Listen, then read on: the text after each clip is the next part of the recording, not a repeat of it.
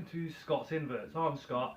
This is an invert. This is the common rosehead or the Chilean tarantula, scientifically known as a Grammostola porteri, indigenous to Chile, experiencing temperatures between 23 to 30 degrees Celsius in the wild and a humidity of between 50 to 65%. Up in the north of Chile, it is noting that it's one of the most driest places on the planet and is mainly desert. These are an opportunistic burrower, making use of old abandoned burrows or making their own. So the enclosure should have the opportunity for your spider to make its own burrow. So you're going to be looking at 4 to 5 inches of substrate. Now the females of this species can grow up to a whopping 6 inches and can take 5 to 6 years to reach that size. They also mature around 5 years as well. The males grow up to 5 inches and they mature between 3 to 5 years and live up to 5 years, although some males have been known to go up to 10 years. My female is very laid back and has never even flicked hairs at me.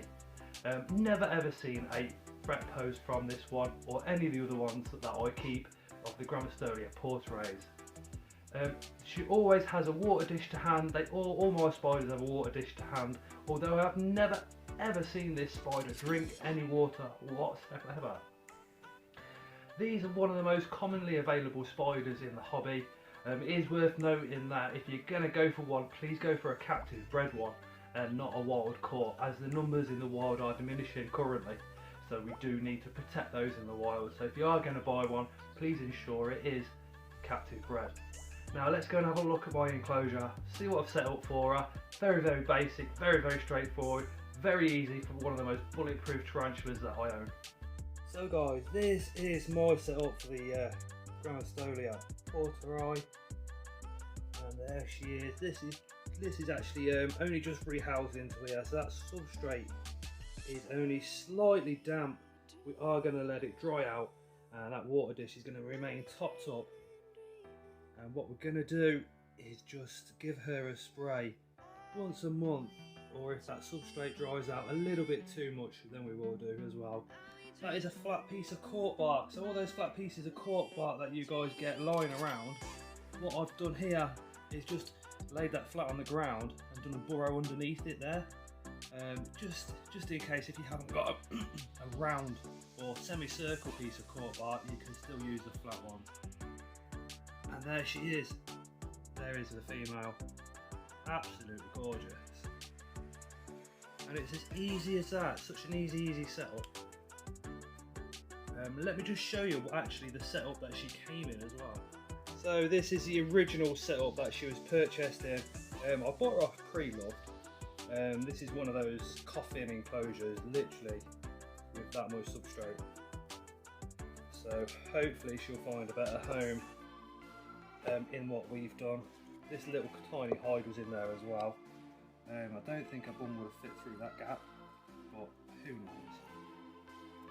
Vermiculite in there as well, which I'm not a massive fan of because the vermiculite will actually stick to inverts. So it's slowly being phased out. The hobby is from vermiculite.